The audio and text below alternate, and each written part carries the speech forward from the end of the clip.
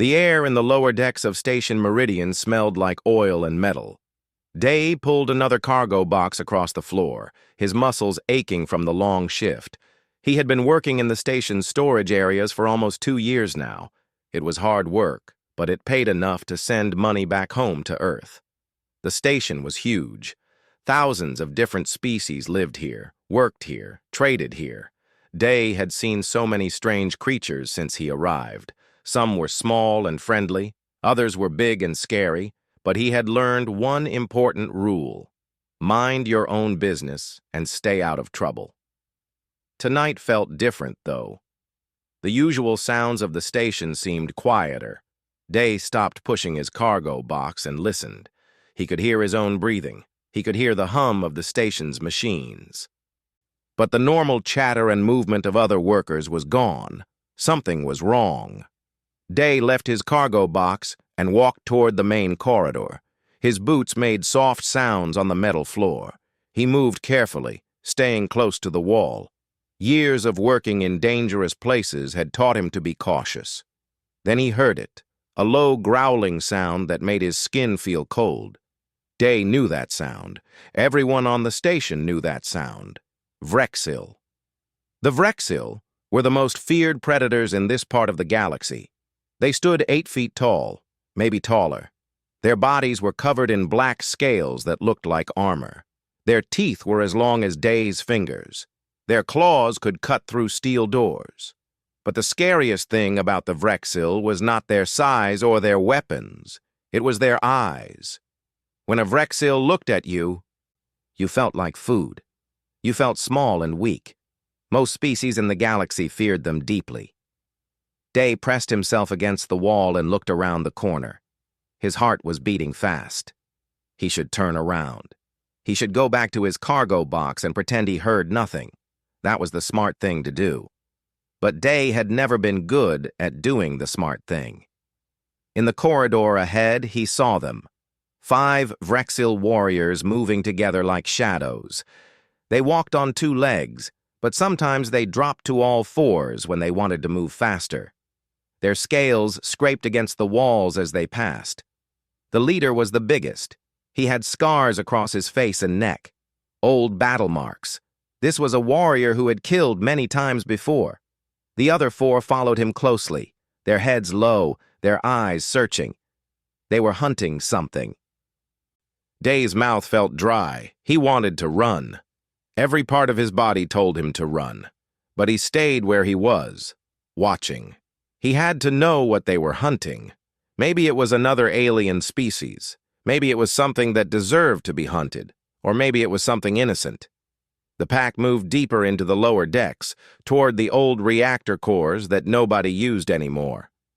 Day followed them, keeping his distance. He stayed in the shadows, moving from one hiding spot to another. The Vrexil had excellent hearing, but the station's machines were loud enough to cover the sound of his footsteps. The corridor opened into a large room filled with old equipment. Giant metal tubes ran from floor to ceiling. Old computer panels hung on the walls, their screens dark and broken. This area had been abandoned years ago when the station built new reactors. It was a perfect place for a hunt.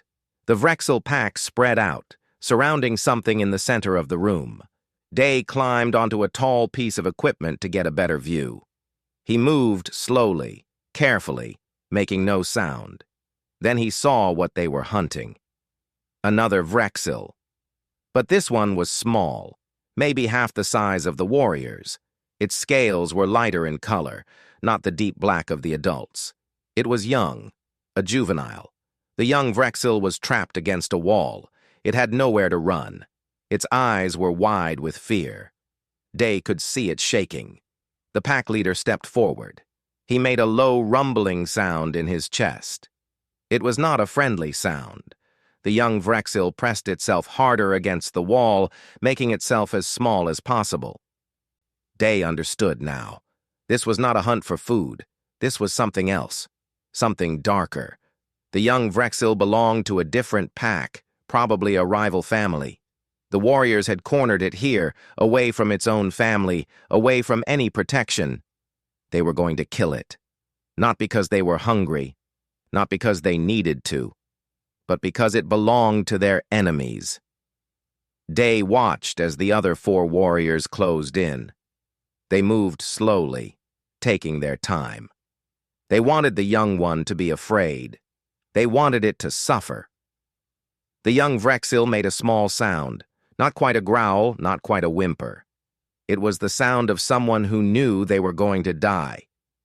Day's hands gripped the metal beam he was sitting on. He should not get involved. This was not his problem. This was Vrexil business. Humans who interfered in the affairs of predator species usually ended up dead. But as he watched the terrified young creature pressed against that wall, Day felt something burning in his chest.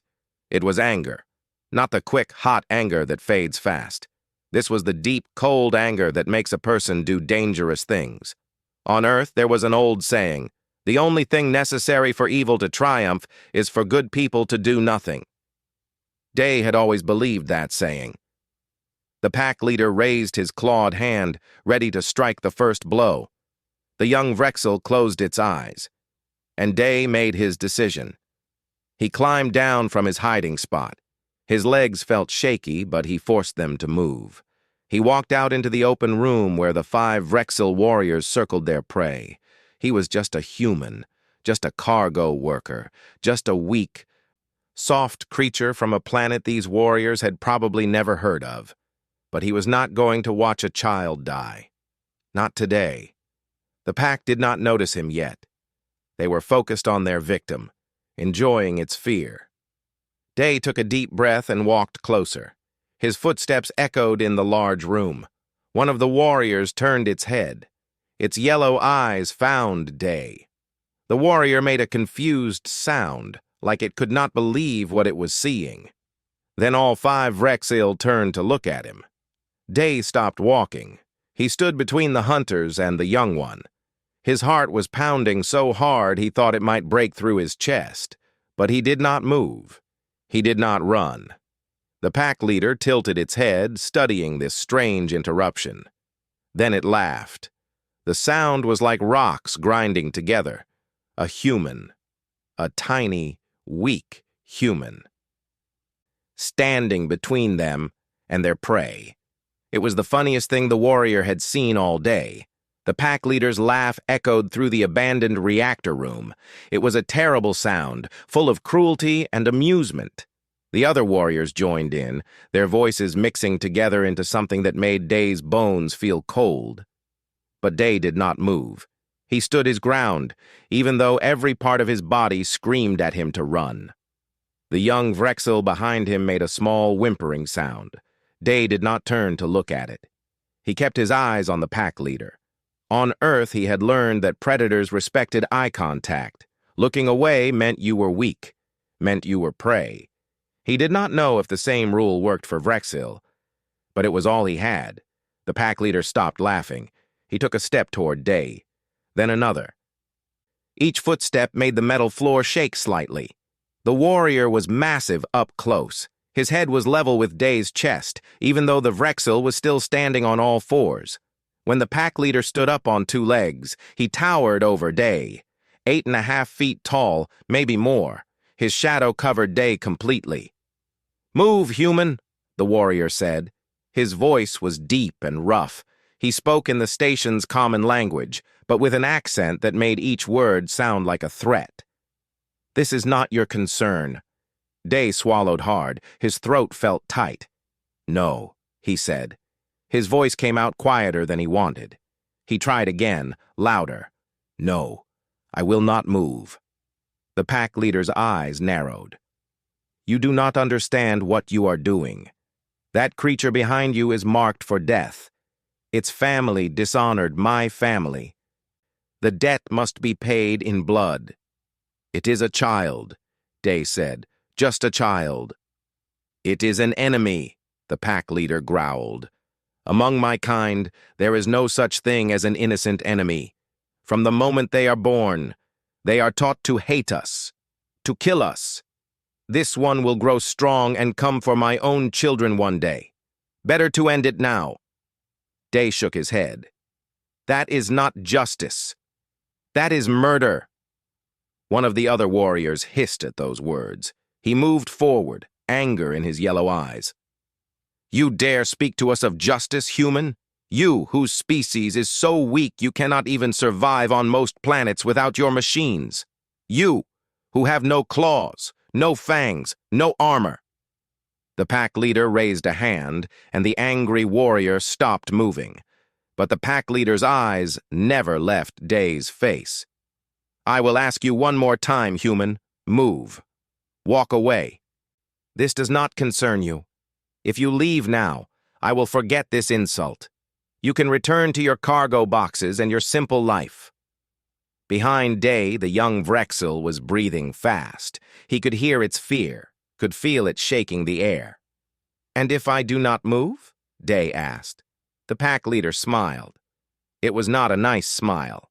Then you will die with it, and no one will remember the human who was foolish enough to stand between a Vrexel pack and its prey. Day's hands were shaking. He put them in his pockets so the warriors would not see. I have seen many terrible things in my life, he said quietly. I have seen strong people hurt weak people. I have seen adults hurt children. Every time I told myself I would never be the person who just watched, who just walked away. He took a breath. I am not walking away. The pack leader stared at him for a long moment. Then he nodded slowly. So be it. You have chosen your death, human. I will make it quick. That is more mercy than I planned to give the whelp. The warrior moved so fast that Day barely saw it. One moment, the pack leader was standing still. The next moment, his hand was swinging toward Day's head, claws extended. Day dropped to the ground. The claws whistled over his head, missing by inches. He rolled to the side as another warrior's foot stomped down where he had been. The young Vrexel screamed. It was a high-pitched sound of pure terror. Day scrambled backward, his heart racing. He was not a fighter. He had never been a soldier. He was just a cargo worker who lifted boxes for a living. These were trained warriors who had killed countless times. He was going to die here, but at least he would die trying to do the right thing. The pack leader laughed again. Run, little human. Run and make this interesting. But Day did not run toward the door. Instead, he moved toward the young Vrexel. If he was going to die, he would die protecting it, not running away. One of the warriors moved to cut him off. Day grabbed a piece of broken metal pipe from the ground and swung it hard. The pipe hit the warrior's arm with a loud clang. It did not hurt the warrior, the scales were too strong. But it surprised him. Day kept moving. He reached the young Vrexel and stood in front of it again, the metal pipe in his hands. Stay behind me, Day said to the young one. He did not know if it understood human speech, but maybe it would understand his tone, understand that he was trying to help. The pack leader was not laughing anymore. His eyes were cold and angry. You are beginning to annoy me, human. He gestured to the other warriors. Teach him what happens to those who interfere in Vrexel affairs. The four warriors moved forward together, surrounding Day and the young Vrexel. They were not rushing. They were taking their time, moving with the confidence of predators who knew their prey could not escape. One warrior lunged forward, faster than the others. Day swung his pipe, but the warrior was ready this time. He caught the pipe with one hand and yanked it away. Then he swung his other hand toward the young Vrexel.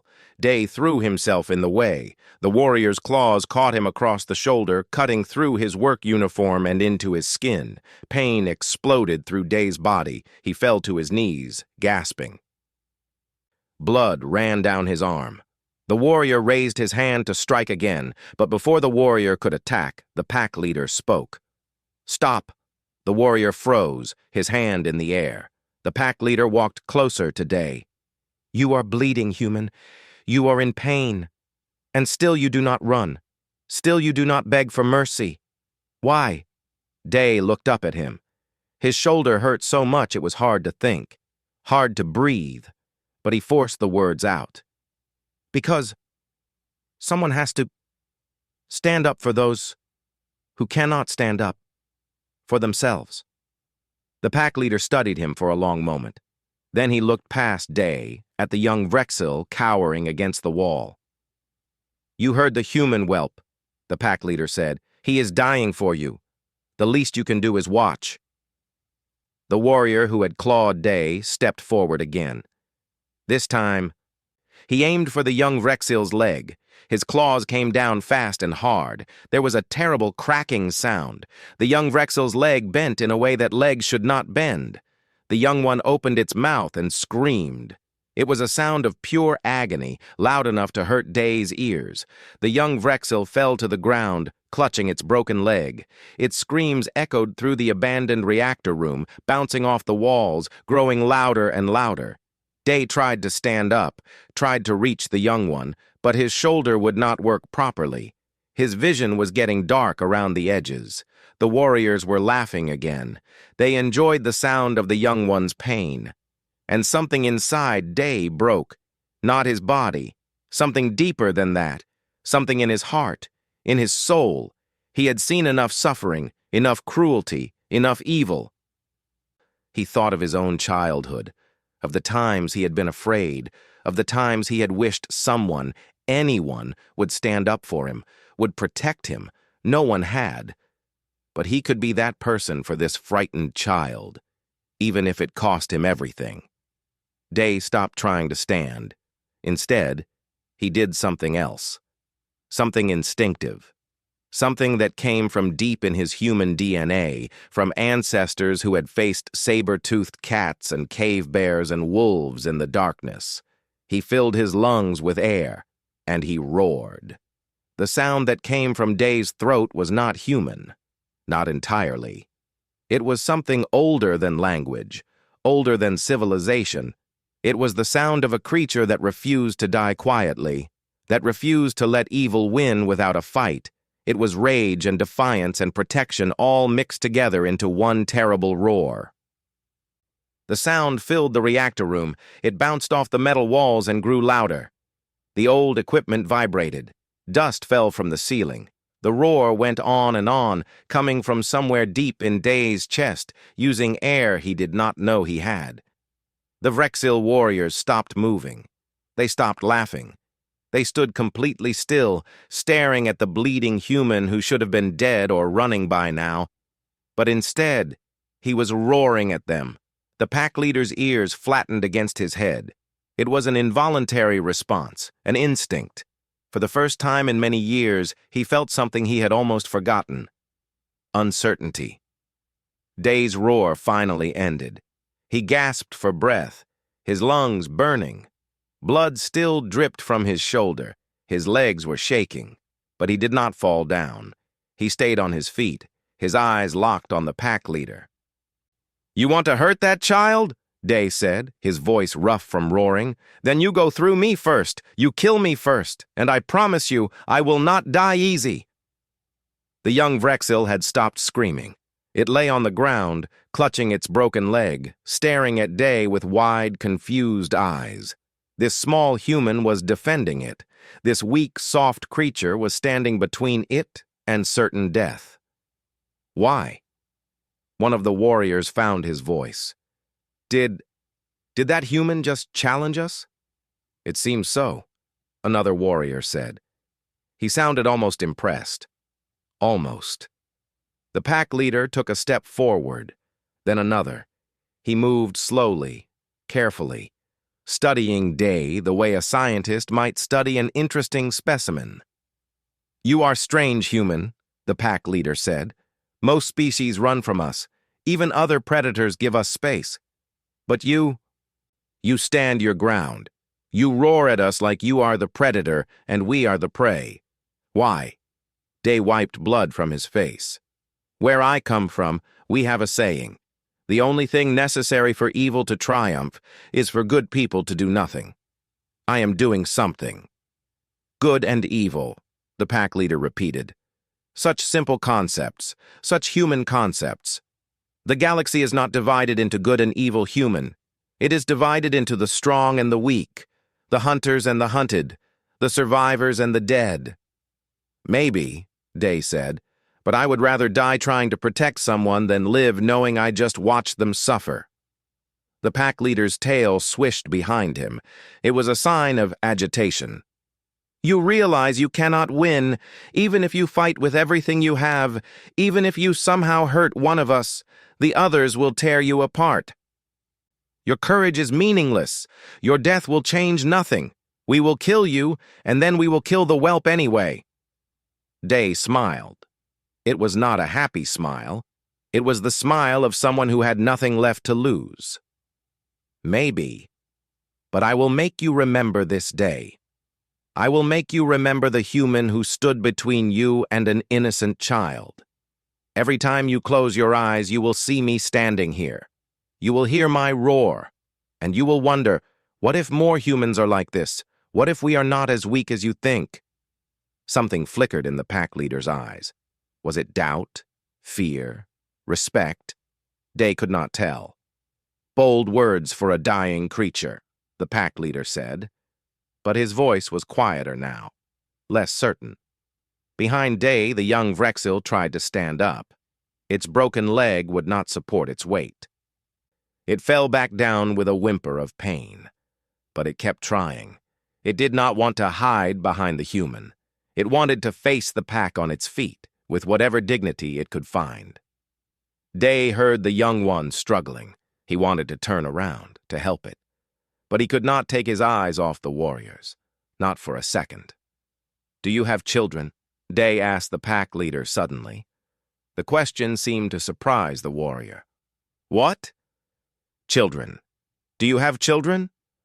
The pack leader's eyes narrowed. "I have 3 offspring, 2 sons and a daughter. Why?" Day gestured toward the young Vrexil. "That is someone's child, someone's son or daughter. Somewhere in this station there is a mother or father who is worried sick, who is searching everywhere, who is afraid they will never see their child again." "That child's parents are my enemies," the pack leader growled. "And what will killing their child accomplish?" Day asked. "Will it end your war? Will it make you safer? Or will it just create more hate, more pain, more reasons to fight?" The pack leader did not answer. Day took a step forward. It hurt to move. His shoulder felt like it was on fire, but he forced himself to keep going. "I do not know your culture. I do not know your history. Maybe your people have good reasons to be enemies. Maybe there are wrongs that need to be made right. But killing a child is not justice. It is just cruelty."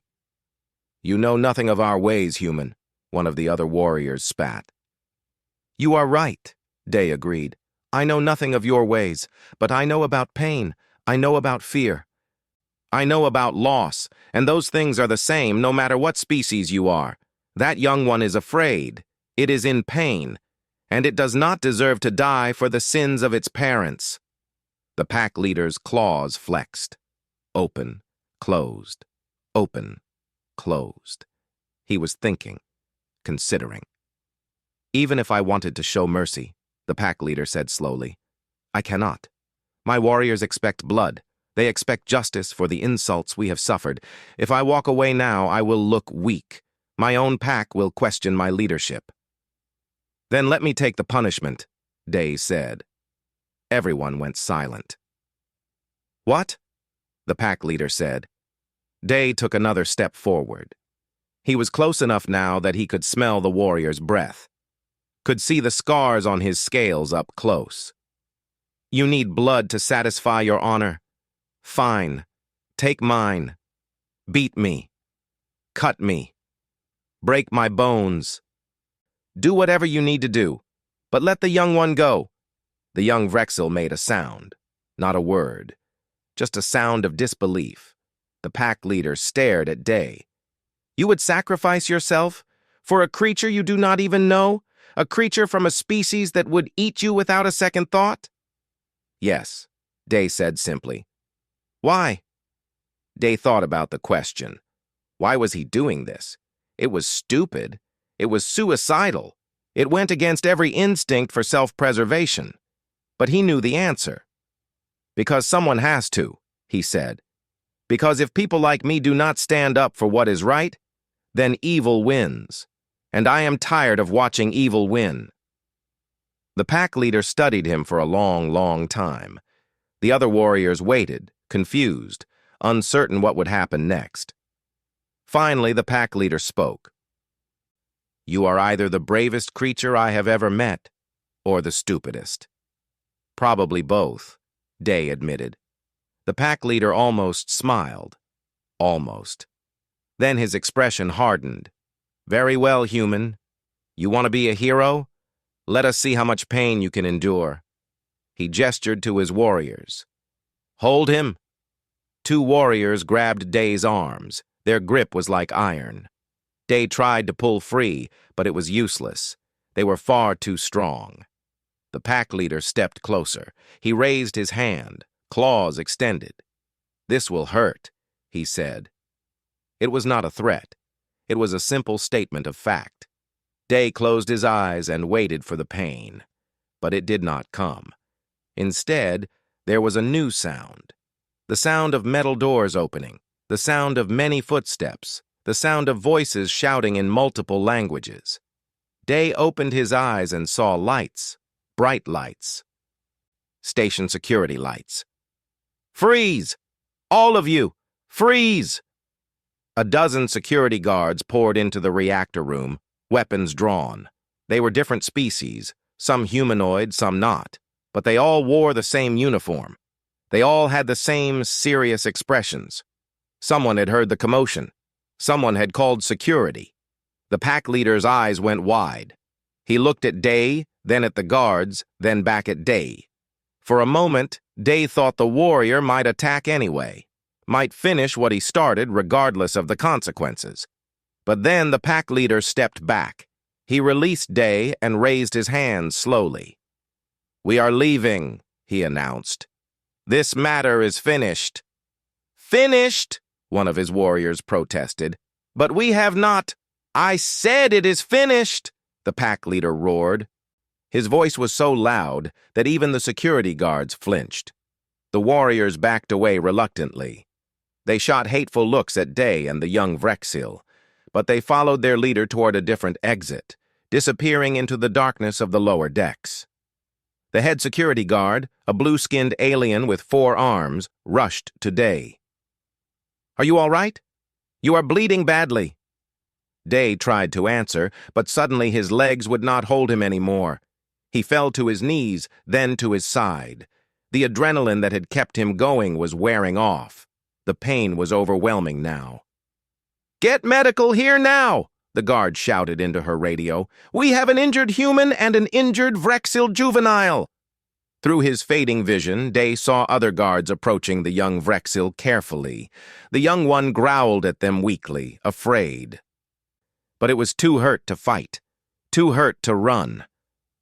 It is okay, Day whispered, though he did not know if the young one could hear him. You are safe now. You are safe. Then everything went black. Day woke up in the medical wing of Station Meridian. The lights were too bright. Everything hurt. His shoulder felt like someone had poured fire into it. His head was pounding, but he was alive. He tried to sit up, but gentle hands pushed him back down. Easy, easy, a voice said. It belonged to a nurse, a Peltharian with soft gray fur and large, kind eyes. You have been unconscious for 18 hours. Your body needs rest. The young one, Day croaked. His throat was dry and rough. The young Vrexil, is it alive? The nurse said, offering him water. Its leg was badly broken, but our doctors were able to repair it. The young one will walk again, though it will take time to heal. Relief flooded through Day. He closed his eyes and let out a long breath. Thank you. I am not the one you should thank, the nurse said with a small smile. You are the one who saved its life. The whole station is talking about what you did. Day frowned. Talking about it? What do you mean? Before the nurse could answer, the door to his room opened. The blue-skinned security guard from before entered, along with an older human man that Day recognized. It was Hyun, the station administrator. He was one of the few humans in charge of running Meridian. Hyun pulled up a chair and sat down heavily. He looked tired. His gray hair was messy and there were dark circles under his eyes. "Dae," he said, "do you have any idea what you have done?" Dae's heart sank. "Am I in trouble?" Hyun laughed. It was not a happy laugh. "Trouble? Son, you interfered in a Vrexel Pack dispute. You challenged 5 trained warriors. By all rights, you should be dead, and I should be filling out paperwork to send your body back to Earth." "I am sorry," Dae said. "I did not mean to cause problems. I could not let them hurt that child." Hyun rubbed his face. "I know, and that is why you are not in trouble. At least not with me." He leaned forward. "But we need to talk about what happens next." The security guard spoke up. "The pack leader filed a formal complaint. He claims you insulted his honor. He is demanding several things. None of them good." Dae's stomach twisted. "What kind of things?" "At first he wanted you expelled from the station," Hyun said. "Said you were a threat to Vrexil dignity. But then something strange happened. Other Vrexils started speaking up. Ones who were not part of that pack. They said you showed courage, that you followed the warrior code, even though you are not a warrior." Dae blinked in surprise. "Really?" "Really," Hyun confirmed. "And then other species started talking, saying they saw the security footage, saying what you did was brave, saying humans might be small, but we are not cowards." The security guard pulled out a data pad. "You have become famous, Dae, or perhaps infamous is a better word. There are over 2 million views of the security recording. Messages are pouring in from all over the galaxy. Some people are calling you a hero. Some are calling you a fool. But everyone is talking about the human who roared at a Vrexil pack." Dae did not know what to say. He had not done it for fame. He had not done it so people would talk about him. He had just done what felt right in the moment. "Where is the young Vrexil now?" Dae asked. Hyun and the guard exchanged a look. "That is complicated," Hyun said carefully. "Its family has not come forward. We think they are afraid to reveal themselves. The pack that attacked it is powerful. If the young one's parents identify themselves, they might be targeted too." "So what happens to it?" "For now, it is in protective custody," the guard said. "We have it in a secure medical room, but we cannot keep it there forever. Eventually, we will have to make a decision about its future." Dae struggled to sit up again. This time, the nurse did not stop him. "I want to see it," he said. Hyun shook his head. "That is not a good idea. The young one is traumatized. It might not react well to visitors." "I do not care," Dae said stubbornly. "I need to see that it is okay." Hyun sighed. "You are just as stubborn as the report said." He stood up. "Fine. But if it tries to bite your head off, do not say I did not warn you." They helped Dae into a wheelchair. His legs could work, but the doctors wanted him to save his strength. The nurse gave him pain medication that made everything feel fuzzy and distant. They wheeled him through the medical wing's corridors. Other patients and staff stopped to stare at him. Some pointed, some whispered. Dae tried to ignore them. Finally, they reached a door with 2 armed guards standing outside. The guards looked at Hyun, who nodded. They opened the door. The room inside was dark. The lights were turned down low. In the corner, on a bed that was far too large for it, lay the young Vrexil. Its leg was wrapped in a medical cast that glowed slightly with healing energy. Its scales looked dull, not shiny like healthy Vrexil scales should be. Its eyes were closed. "Is it sleeping?" Dae whispered. "Resting," the nurse said. "We gave it pain medication, too. The poor thing was terrified when we brought it in. It tried to fight the doctors. We had to sedate it just to treat its leg." Dae wheeled himself closer to the bed. "Hey," he said softly. "Hey, little one. Can you hear me?" The young Vrexel's eyes opened. They were yellow, like all Vrexel eyes, but lighter, more golden than the dark amber of the adults. When it saw Day, the young one's whole body went tense. It made a low growling sound. "It is okay," Day said, keeping his voice calm and gentle. "I am not going to hurt you. Nobody here is going to hurt you. You are safe." The young Vrexel stared at him. Day could see the confusion in its eyes, the fear, but also something else. Recognition. "You remember me, do not you?" Day said. "From the reactor room. I am the one who roared at the pack." The young Vrexel's growl faded. It tilted its head, studying Day carefully. "I am sorry they hurt you," Day continued. "I tried to stop them. I wish I could have done more." Behind him, Hyun whispered, "Day, I do not think it understands you." But Day ignored him. He kept talking, kept his eyes on the young one. "My name is Day.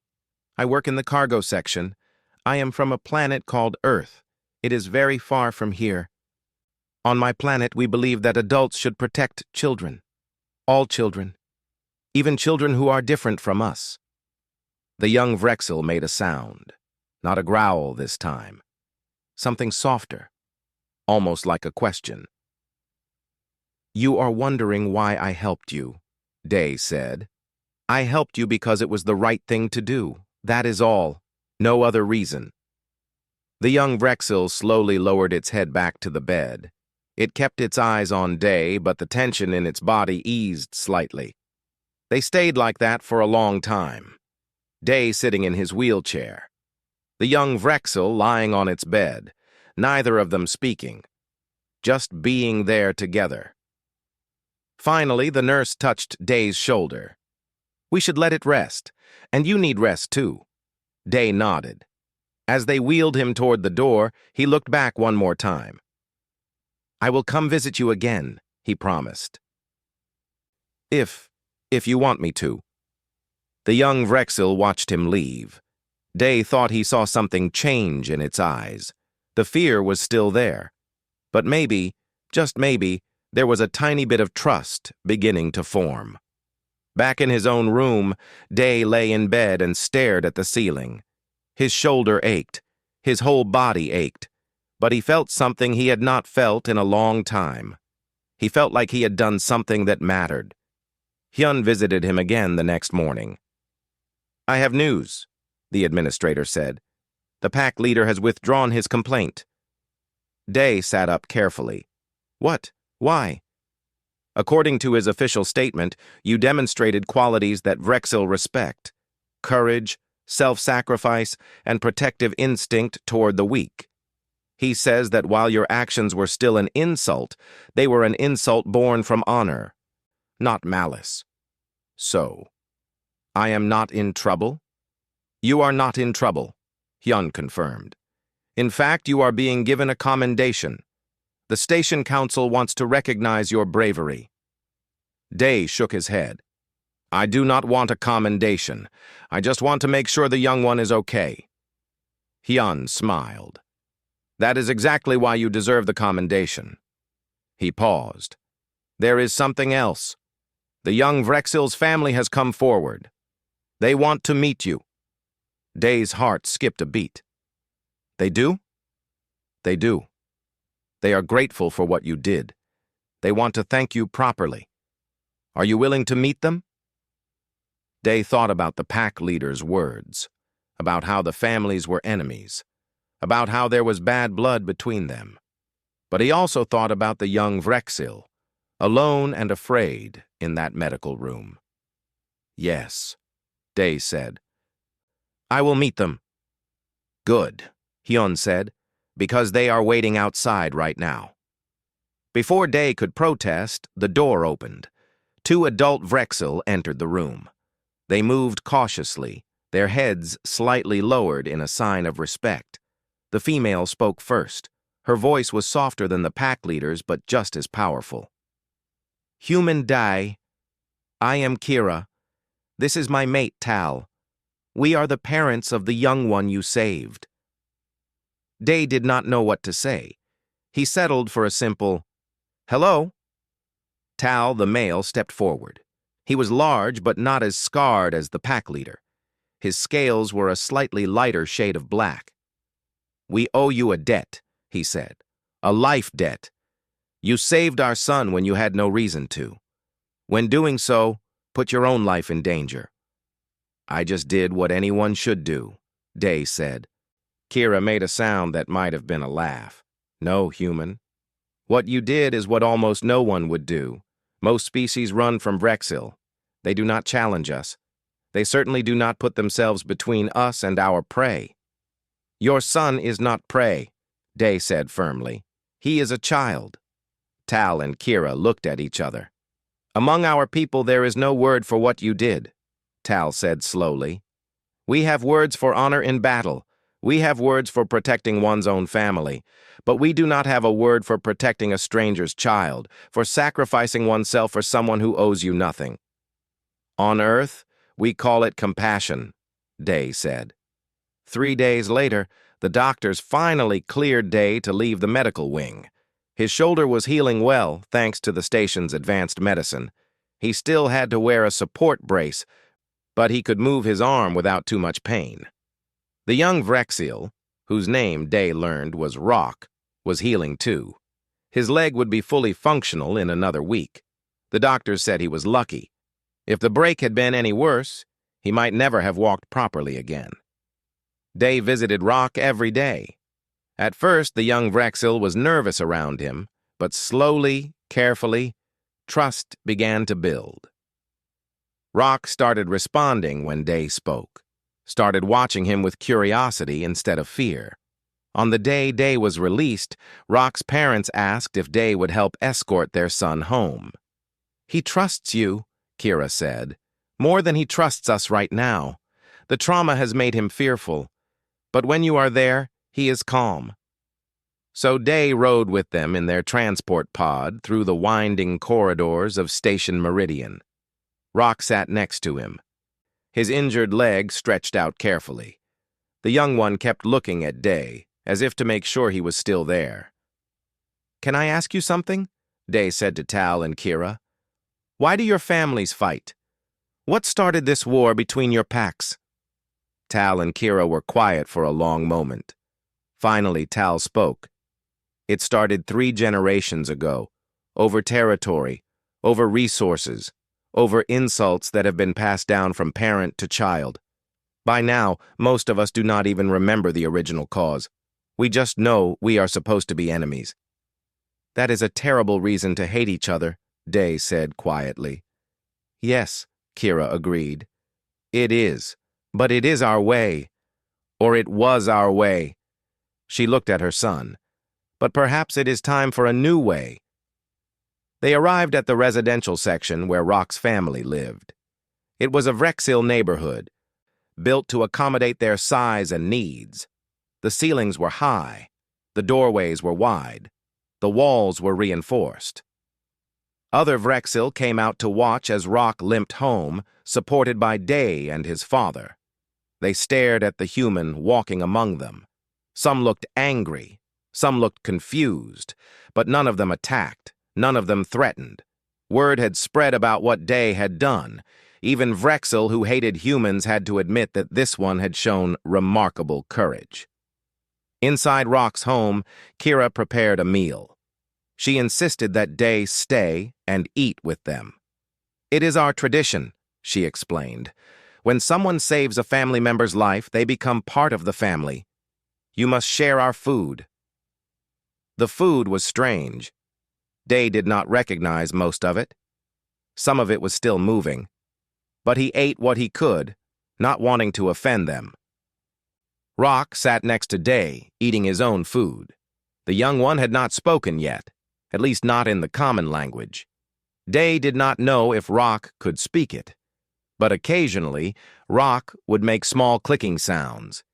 His parents said those sounds meant he was content, happy.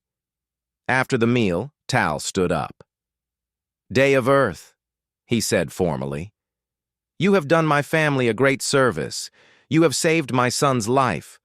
According to our laws, this creates a debt that must be repaid. How can we honor this debt? Da thought about it. I do not need payment, he said. I did not do it for reward. We know, Kira said. But please, let us do something. Let us give you something that shows our gratitude. Day looked at Rock. The young Vrexil was watching him with those bright golden eyes. There is one thing, Day said slowly. Teach your son that not all conflicts need to end in blood. Teach him that sometimes the bravest thing is to choose peace instead of war.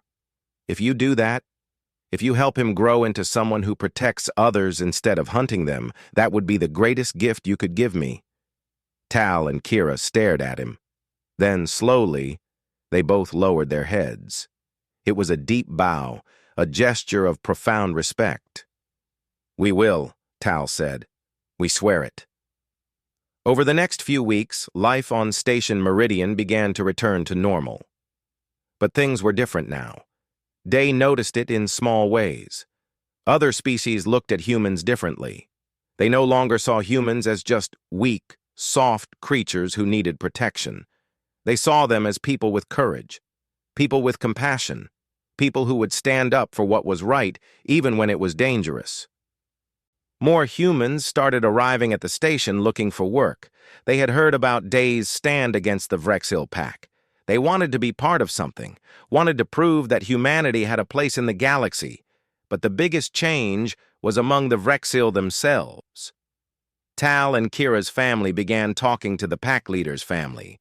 At first, it was just small conversations, acknowledgments in passing. But slowly, the old hatred began to crack. It turned out that both families were tired of fighting, tired of losing loved ones to feuds that no one fully understood anymore. Day's actions had shown them something new, had shown them that there was another way. 6 weeks after the incident, Day returned to his job in the cargo section. His shoulder was fully healed. He was back to moving boxes and loading shipments.